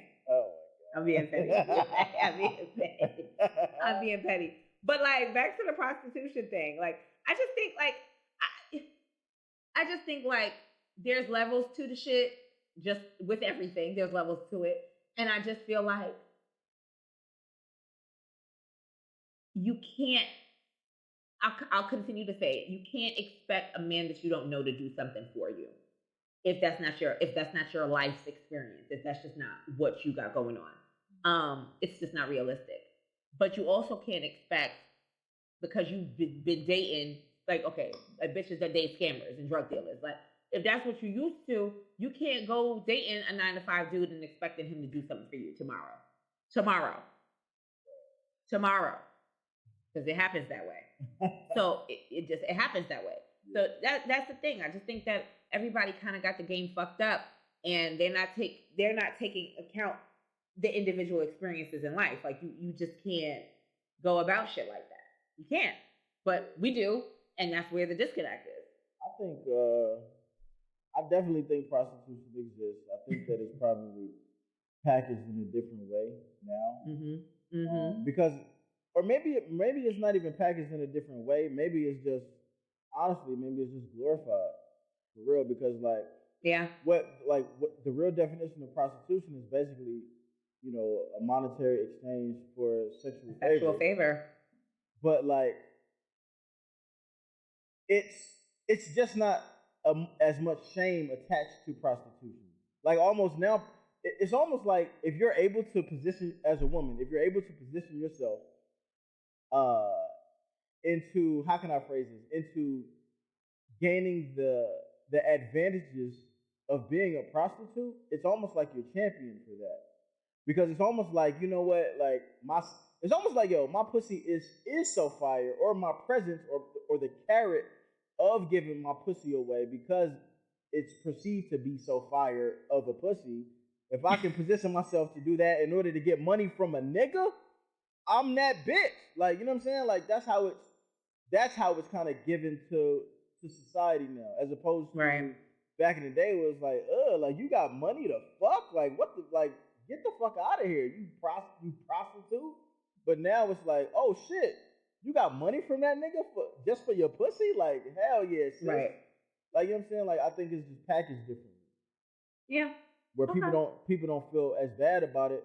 And if you get a good amount of people to support something, it don't really matter if it's positive or negative. You know what I'm saying? Because it's accepted, and that makes it kind of like normal. Because it's kind of normal. I've never paid for sex, like straight up. Like straight up, I've never in my life. I'm like, what? Like, hey, this nigga gave me some money because I fucked him good. Like, what? Who? And I be having questions about, like, the fuck? Like, do you pay before? Like, do you leave it on the nightstand? Or is it like you pay after? Is it like a haircut where you don't pay until like the job is done? Like, or do you like leave and like the next morning you cash up her? Like, I'm confused. Yeah, I don't know how it works. I said that I would. The only time that I would probably think about paying for some ass is if I went overseas. Like, if I went to like a foreign, like Amsterdam or something. Probably not there. More, I mean, it would be like maybe like Colombia or like you know what I'm saying? Yeah. Oh, because that shit gonna be light. That shit gonna be light dollars, nigga. I'm not even thinking about the amount of money. I'm just thinking about like how the bitches look. Like, I'd rather fuck a chick from Colombia than Amsterdam. Yeah, that's some ran through Some ran through European pussy. And she's just gonna be super white and slim. Like nah. She in a twig. But okay, I think so. With that being said, now, so men don't want us to be prostitutes. They don't want us asking for money. But here's the tea. I really think that men don't really and truly want an independent woman. They just want something to complain about. Wait. Say this again. Hold on. I really don't think that men want an independent woman. Okay. Because when they get them, they don't know what to do, how to deal with it. They just want something to complain about. Like, because women complain all the time. I feel like that's what they want to complain about. Oh, it's either the two things that they want to complain about. She want money or she too independent. Pick a struggle. Pick a struggle. I think men want. I think the right term would be interdependent. Interdependent. Okay. Yeah, you know what I'm saying? Because honestly, who would want anybody that is the real definition of independent, where they don't need like, why would you want to be my woman if I don't need you? Like, you know what I'm saying? Like, in anything, I don't need you for anything. This is the thing. When you think about it, I mean, besides sex, what do adults really, I mean, needs and wants are different things. So I always say, because I take it this way, do I need you? I don't need you to live. I don't need you to breathe. I don't need you to survive. I want you. I want your intimacy. I want your conversation. I want your company. I want to, have sex with you. It's a want. You know what I'm saying? We're not going to die if we don't have somebody, but it's a want, especially if, okay, like, perfect example. When I was working and a 9 to 5 and I was busy and I had shit going on, like, I was dealing with somebody who, when I wasn't dealing with somebody out of town, because niggas out of town, I always say, they get it. They just be working out better. But when you busy, you got shit going on, and a nigga don't maybe have less to do than you, or you're not at their whim as much, and you're about your career and you're on your shit. Like, damn, you still at work? Why you still there? Like, what you nigga, I'm trying to get this contract. I'm trying to get this money. Like, you're calling me right now. You're interrupting what I got going on. Now, granted, did I say that? No. But it was just like, I felt like there was a level of respect that I didn't get when I had stuff going on. But if a man has so much going on, you have to just, like, a man is not going to put nothing on hold for you. But we tend to do that often, or historically rather, and it's crazy to them when they meet someone who ain't going to stop themselves. They're not going to stop themselves for you or your presence. Well, I think in the conversation of men don't really want an independent woman, I think men actually really admire women who are self-sufficient, women who are fucking adults, right? Thank you. We put the label independent. When in reality, like, you're just doing what an adult person should be doing. Because the independent woman term comes from historically us just separating ourselves from husband, us separating, or just single parent, single woman lifestyle, or feminism, which really, I don't like to coin the term feminism because I'm not a feminist and I don't think it coincides with Black culture or, Black women's movements at all. But, I think it has to do with the fact that, we've separated ourselves from the home, from the caregiver mom role. You know what I'm saying? Like, that shit is done. It's over. It's been done. And it's continuously shifting that way. Moms are working from home. Even prior to the pandemic, were working from home, or people were just, building their businesses from home, or whatever the case may be. So it's just, or the mom that's still working, has a husband, but she's still working that 9 to 5, and she's, still doing the child rearing, which is a lot of fucking work. I don't subscribe to that as a future mother.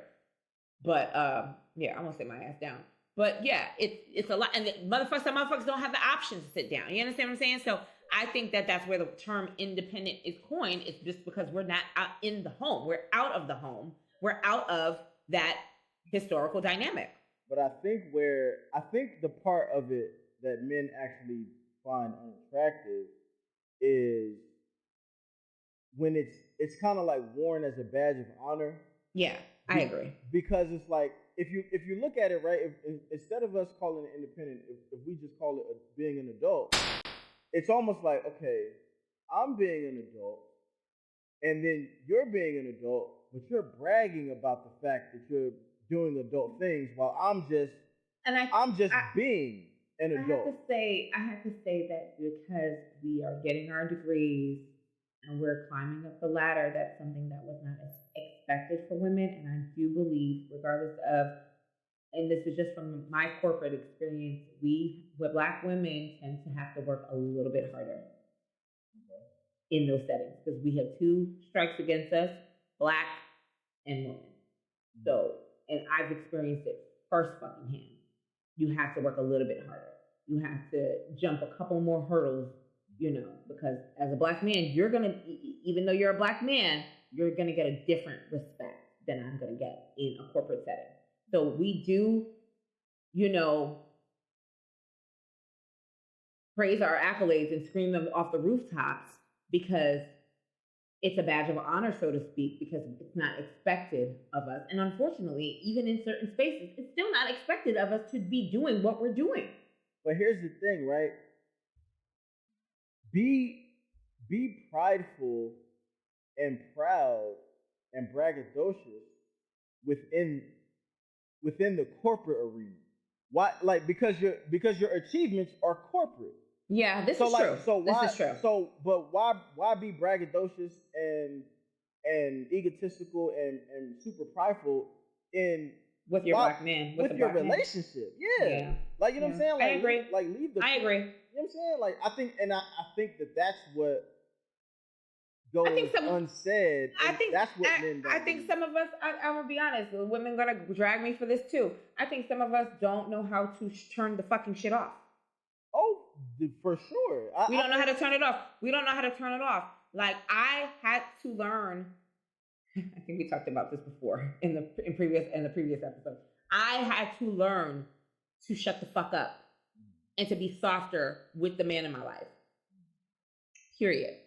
There are certain things that I just don't do with niggas. Now, when a nigga pisses me the fuck off, that's a different story. It's gloves off. We outside. But when we're good, when we have things going on, when you have to allow him to lead, whether he knows how to or not, you have to allow him to lead. That's another story. And if he's leading properly, you don't have to do all that extra shit. You don't have to. That nigga know why the fuck he chose you. He knows. He knows why he chose you. I wonder, when you say you got to turn it off, I wonder if it's like the Superman shit. Mm-mm. Like, I wonder if hear me out. Because what I'm saying is, like, I wonder if is it the masculine energy that you have to turn off, or is it feminine energy that you have to turn on? Because, like, what I'm saying is, which one is genuinely you? I'm gonna be honest. Genuinely, is both. Because I'm a pit bull in a skirt. However, any man that meets me, they know that. They know that. You know what the fuck you're getting into. But when I say turn it off, I mean when you are truly allowed to be a woman. You are truly allowed to just sit back. But a lot of women, and I'm not talking about you personally here. Mm-hmm. I'm speaking to the audience, right? When have Black women been given the opportunity to even know that that's naturally who they are or not? It's very rare. It's very rare. And I always say it's levels. It's the caliber of woman that you are. When it really depends on your experiences. But do I think that we've all gotten those opportunities? No. Do I think that we hold ourselves back from those opportunities sometimes with all our bullshit? Yeah, we do. Because some of us don't know how to shut the fuck up. Period. Because, and what I'm saying is, like, some don't know how because they've never seen it. You're right. They never seen it. They never seen it. And so what I'm saying is sometimes like if you've lived only one way for so long, it's not like that becomes like just who you are. Mm-hmm. So like that. So that's the there is no switch to turn on or off. Like that's just for some people. For some people, that's just who you are. And it's gonna be tough for you. And also, it's just I hate to say it, but like we also a good amount of us forgot how to be ladies. Mm. My mom is such a fucking lady, and she taught us to be ladies. And that's my experience. So again, you just, if a nigga is being a nigga, you gonna be a nigga too. If a nigga is showing you respect and he's showing you kindness and he's showing you his masculinity and his leadership, you gonna do what you need to do. You gonna reel that shit in. But then again, like I said, it really depends on your experiences. And I can only speak for myself. Like I was like, I don't have to be aggressive with a man. Like for what? I think coming from a male perspective, I think what is a turnoff as well is men sometimes feel like we have to go through like that. We got to kind of go through the ringer in order to see the femininity, as opposed to the femininity. Again, going back to if that's just who you are, then that's what you'll actually exude that energy first, and then you'll react differently if the nigga get on bullshit. But it's all and that's me, and this is me, and that's exactly me. Like if you show me some bullshit, you're gonna know. And it'd be like, oh. But what I'm saying, most of the time though, it's women coming into something like, yo, with their guard up. If niggas are showing me bullshit, like I ain't gonna have it. He has to earn the ability, or he has to earn the right to see my feminine side. And I think what happens is niggas don't even want to put in that much work, because it's like, damn, like why can't you just be cool from the rip? So like what happens is like a lot of the time if niggas don't stay long enough to go through the rites of passage in order to see how feminine she can be, then the woman is only seeing that niggas don't want to fuck with her. Niggas keep bouncing. Niggas is not leading because she's not necessarily giving him that opportunity because she doesn't feel like he's worth that yet. But she never gets to the point to say that this man is worth it, to show them that other side. So now in her mind, she just thinks that none of these niggas is worth submitting to or being feminine with, or all those trigger words. Yeah. Like, you know what I'm saying? And I think that's kind of how some people's minds kind of get warped into thinking that like these niggas basically ain't worth my efforts. These niggas ain't worth my feminine side. Yeah. And I feel for the men that have to deal with women like that. I feel for them because it's just like, it's cyclical bullshit. It's cyclical bullshit, and then we pass it on to our kids, and we think that shit is cool, and you don't need a nigga for nothing. You don't gotta fuck with a man for this. You get it on your own. Da da da da. It's cyclical. It's toxic, and I think that a lot of us have to get back to a place where I don't want to say gender roles, but we just know our fucking roles, man. Like, now don't get me wrong. There's a lot of niggas that don't know how to lead, because that they weren't taught. They weren't taught. They didn't have leaders to teach them. They didn't have somebody to say, you know what, this ain't the way. This is how you do this. This is how you do that. And if you lead in your day-to-day life and you have that, you have that example, you'll know how to lead when it's time for you to court a woman, date a woman, get in a relationship, and eventually get married. I want to talk on I was taught how to be a leader, but I wasn't taught how to be a leader of a woman. And I don't know, if I think knowing how to being a leader of a woman or being a leader of a relationship, I think it comes with a lot of trial and error. Yeah, for sure. That maybe some women they're not able to really appreciate that because if you're always looking to be led, you may not necessarily know what it takes to become a great leader.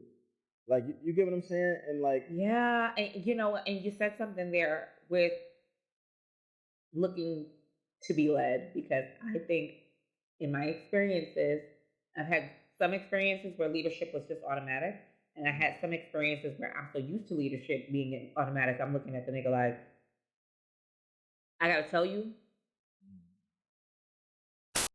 every time. Fuck. God damn, nigga, you can't come up with something like, yeah. You know what I'm saying? Like, it just legitimately irks my soul. But again, that was a couple of years ago. In my old age, I ain't really dealing with that too tough. But it definitely some of these men are looking for you to navigate the whole shit for them, and I'm just like, yeah, no, I'm not dating myself, bro. When you say if I have to do that, I could be alone. When you say or when women mention men being leaders, like what do you think that it consists of? It consists of, and I'm not gonna be cliche and just say it's just about the date nights and all of that, because bitch, you can come up with a date night and say, hey, I know you wanted to hang out with me on Tuesday, let's do this. So we can make suggestions. That's not what it's about.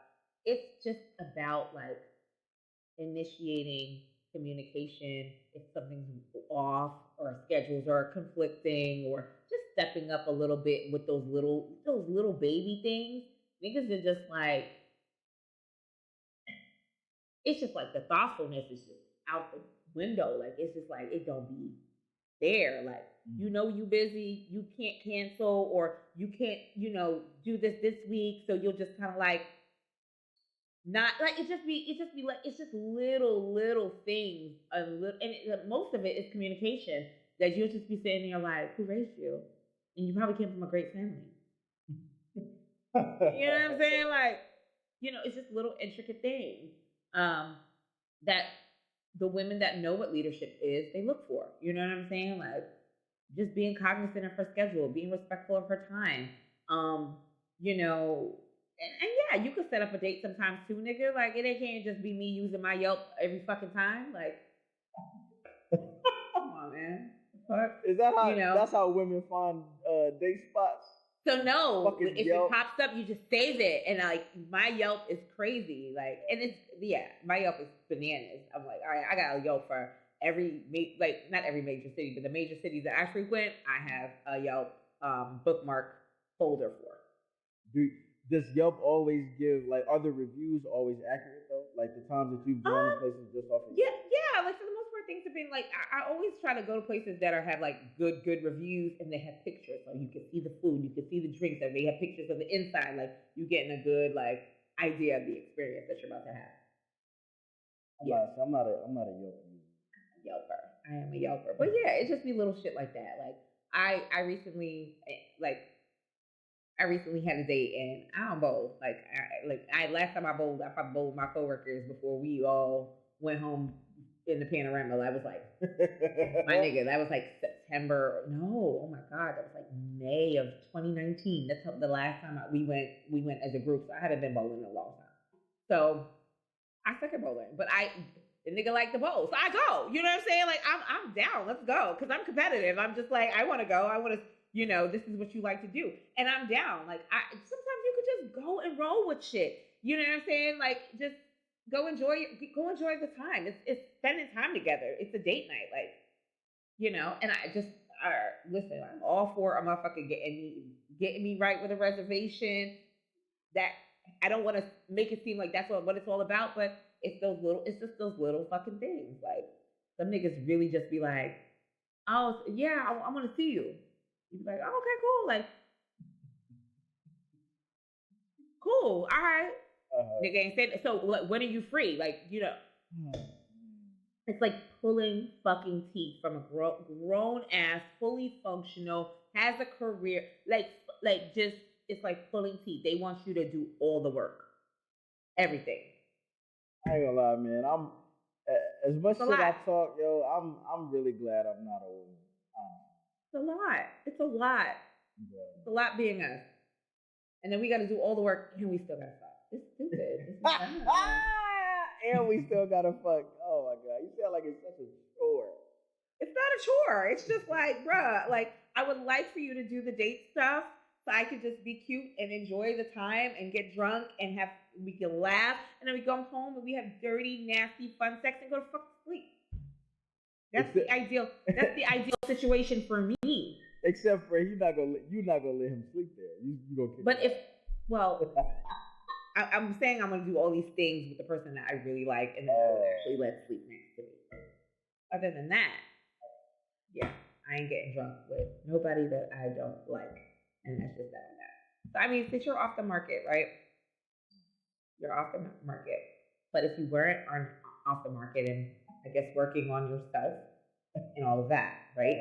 What would be Jackson's ideal relationship?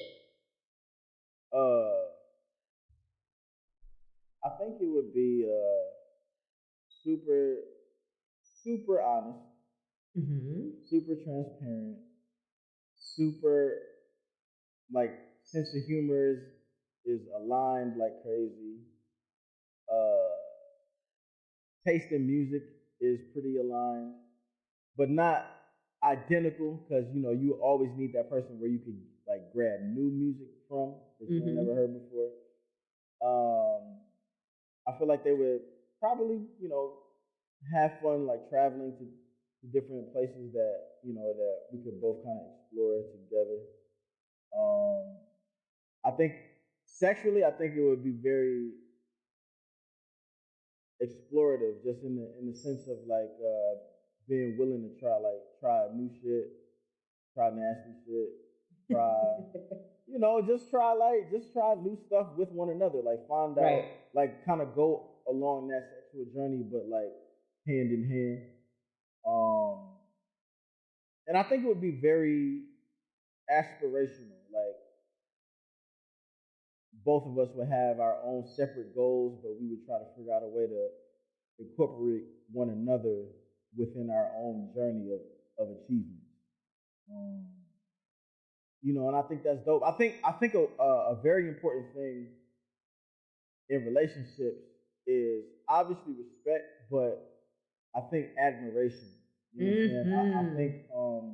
I think for people to really continue to like each other, like I think there has to be something that I admire about you, and I think that there has to almost in a way where I'm like a fan of yours, like you know what I'm saying, and vice versa. Yeah. You know what I mean? Yeah. Because I think you have to have like a little bit of something where you look at somebody and you just be like kind of like in awe of them. But not from all the time, yo. But not from like a physical standpoint. No, it's a mind thing. Yeah. You know what I mean? I think that's really important, and I think that's something that maybe not a lot of people talk about when they talk about like their ideal person or like what they look for in somebody. Like I look for something that I can admire, like you know what I'm saying. And coming from like culturally, like how boys and girls kind of interact. Most of the time, like boys don't really admire girls. Like they should. Like no, I mean I'm saying like they should, but what I'm saying is like it's weird. Like most of the time, girls admire niggas who can sing or niggas who could play a sport or niggas who are musical or an artist or something like that. But for the most part, boys don't admire the talents that girls have. They just admire them in the physical.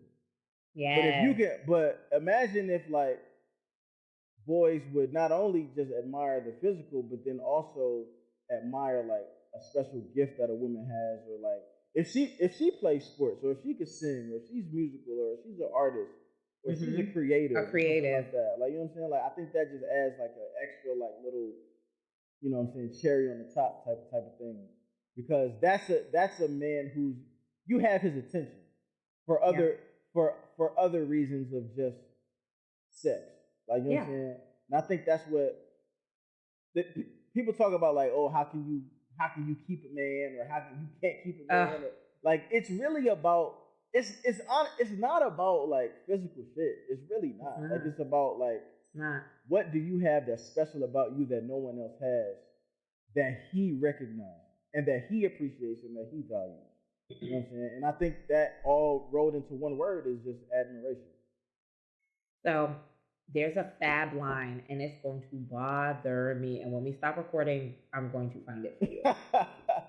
It is on one of the mixtapes. And I remember him saying about, it was something to the effect of respect and the admiration dips. And it always played in my mind because I felt like, wow, like the man that I ideally want to be with, I have to admire. Like, I have to admire him. It ain't about bag. It ain't about cars. It ain't about watch. It ain't about none of that shit. Like, and when you said that shit, I was like, yo, that's the fab line. Because I've always felt that way. And you like, I want to admire a man in my future man, because we gonna build him or whatever, or he might be around, who knows? But he might be around. I truly want to admire his mind, and there's not a lot of men that I have met that I truly and genuinely like. Yo, I would walk through that brain like it's a fucking museum. Like, your thought process, how you move, how you do business, like it's as quiet as kept. Like, I love a fucking ambitious, business-minded, smart-ass leader in his community-ass man, okay? That shit is just, that's admiration to me. I'm like, you're doing the things that, not to say not a lot of men do, but you're doing the things that call for male leadership. That shit is just amazing to me. So you have to be a leader in your community. You have to be a great father if you know, at this age, these niggas got babies, kids, grown-ass kids, all that shit. Our values align. And I think when I say values, it's not just, you know, religion and shit like that. It has nothing to do with that. It has to do like where you want to go in your life. And if you see things in me that I could do better with, that you help me with and I help you with, so that we can go down that path. Like, we have to see the value in each other. Period. Honesty, of course, we gotta be able to talk about all the uncomfortable bullshit. We can't talk about the uncomfortable bullshit. What the fuck are we doing together? And you know, in my old age, I have to say spontaneity, because you know what? Spontaneity, in my old age, it's like, okay, shit boring now. Like, all right, like, what's up? What you want to do? Okay, cool. Spontaneity makes I might consider that. It makes the dick sucks that much better. I'm just saying. I had to get that statement out. That's why I kept trying to cut you off. I'm sorry. But I just want, for all the women listening, just, if you don't take nothing else from this episode, spontaneity makes the dick sucks better. Just let that marinate for a second, right? Always. Even if the dick suck's not even that great, if you do it at a time where I'm not expecting it, it raises the levels on it at least like by 2 notches. Thank you, Jackson, for helping me in my future sex life. I appreciate you for that. Okay, spontaneity makes, and like, these niggas is the only niggas I know. This nigga here is the only nigga that I know that doesn't call head, it's called dick suck. And we talked about this shit in those episodes of our past. We talked about that shit, and I think I fell on the floor dying, because I just think that shit is the funniest thing to call head, dick suck. Okay, listen. But also, my list of a man. I need a man that has a good palate, or at least if he doesn't have a good palate, he's willing to try different foods, different cultures in restaurants and things like that. Because I'm a foodie. I like to eat. So I like to, let's try some shit, nigga. Like, let's try something different. We all the way in New Zealand, and you asking for chicken strips. Chicken tenders, nigga. Nigga, you better eat this rabbit. I feel you on that. Like, let's try it. Like, you only live once. So that's a part of spontaneity as well. Of course, sexual compatibility is a great thing. You know? It makes sense, right? Like, you gotta sleep with this motherfucker for a while. So how how many chances do you give in order to make the determination of somebody if you're compatible with somebody? Because I think, like, do you think compatibility is just right off the rip, or do you think you can kind of like grow into compatibility? I think you could grow into it, because I mean, you gotta understand something. Like, y'all like sex. If a nigga could just knock it out the park the first time, that's cool. But then there's gonna be times, even if he knocked it out the first time, like if he knocked it out the park the first night that y'all had sex, right? There's gonna be times where the nigga is hella drunk and he ain't fucking good. He has soft dick. Like, you know what I'm saying? It just depends on what it is. Like, that's life. Once you know that, you know everything. So you're not gonna expect astronomical sex every fucking time. There's gonna be days that nigga, I don't feel good. I ain't in the mood, but you know, I'm just lay over to the side and let you do your thing. You know what I'm saying? Like, it's all right. It's all right. Just pull it to the side, my nigga. You good. But we gotta be best friends. Like, I don't need you to know all my secrets. Like, not like that. Like BFF. Like, you know. But it's just a matter of like, yo, when I got an idea, I'm not calling my mom. I'm not calling my best friend. I'm going to you. I'm calling you like, yo, this is what I want to do. I think that this is be dope. What do you think? What do you think I should do with this? How do you feel like I should tweak my episode? What do you think I should add to the show? What do you think I should add to my jewelry line? Like I'm bouncing ideas off of this motherfucker. Like, we genuinely bounce ideas off of each other throughout everything that we do. We confide in each other first. Like, you know, there's a level of respect that comes with that I need in my relationship. You know what the fuck? I'm glad you said that. I need somebody who can tell me something that I do is trash. Yeah, me too. Yeah, me too. Like, nigga, tell me. And you know, and because I know, like, it's as much as people like have opinions on things, people don't have opinions on things to your face. No. Yeah. Yeah. You know what I'm saying? But if somebody could tell you a hard truth to your face, I feel like that's a motherfucker you need around, because they not no liar. Like, you know what I'm saying? They're gonna keep it 100, and the ability to have a tough conversation, and then when it's done, it's done. I think that's very important to me, because I think just in the podcasting world, like, that's how I have my conversation. Like, you know what I'm saying? Like, even on this, right? Like, we've gone over topics where we've been on the same page, we've agreed. We've talked about topics where we might have opposing views. Right. But at the end of the conversation, at the end of the show, like, nothing lingers. Like, you know what I'm saying? And I like to communicate with people in that way, right, even just in my personal life. Like, you know what I'm saying? Like, I want you to know that I'm still gonna be your homie, I'm still gonna be your friend, like, I'm still be your man or whatever, even after this hard conversation. And it's okay to agree to disagree. Yeah. You know, you still might get a dick suck after you told me that my last episode was trash. Your last episode was trash. Like, you wasn't prepared or whatever. Like, all right. That's hilarious.